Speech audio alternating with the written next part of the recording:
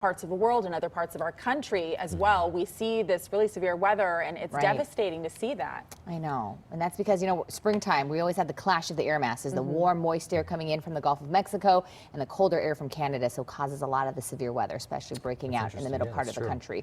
But here in Southern California, it is that time of year where we have much more of that marine influence right near the coast, what we call May gray. Even though this is the last weekend of April, we're headed toward May, so we're seeing a little bit more of that marine influence. But the good news today, we actually saw some clearing for some of our beach communities. This is a live look with our Long Beach camera, because all weekend long, a lot of our beach communities shrouded in a lot of the gray skies. But right now we're looking at much more of the clouds moving in, because we are tracking this next low pressure system that will bring us some showers and maybe even some isolated thunderstorms, especially over the higher elevations. Take a look at the satellite right now. You can see that we do have a rain cell headed our way, especially coming in off the coast. This rain cell, we are looking at reports of lightning. You can see embedded right here at the bottom left-hand side of your screen, and that's because there is some unstable air associated with this system. This low pressure system, the core of it, is still off the coast, about 400 miles off the coast of Southern California. So you could see that as it continues to get closer, not only will it push in a lot more of the cloud cover, it's going to bring in some more of the gusty conditions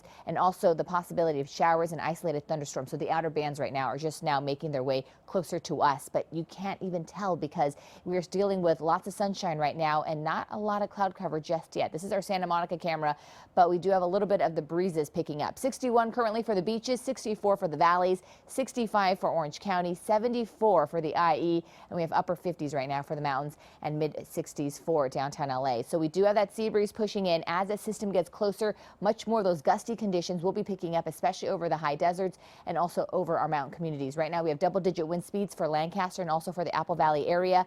Light showers will impact the region as we head into late tonight and into Monday. Monday we'll probably see a little bit more of the widespread activity. We will see a mix of dry and wet thunderstorms, so there is potential for heavy downpour depending on where these thunderstorms really sit. Right now it looks like just over the higher elevations, but we can't rule out the possibility of it drifting just west of the mountains. Hail and wind gusts also possible, and then dangerous lightning possible over land and water. So there is some unstable air associated with this system, and we're already seeing it off the coast right now. So Futurecast shows by late tonight, early tomorrow morning, we're going to start to see some very light scattered showers, a little bit more widespread for tomorrow morning. So that morning commute will be a wet one for some areas. So just be aware of that. So bring your umbrella just in case, because we're looking at that wet weather really staying put with us for most of tomorrow, lingering with us through the early part of Tuesday. And then finally the system lifts out of here by the time we head into Tuesday afternoon, and we will be warming up and drying up. By the end of the week, though, there's another low pressure system that looks like it could make its way closer to the Southland. So that's something that we are watching, but it will bring us a little bit more cloud cover,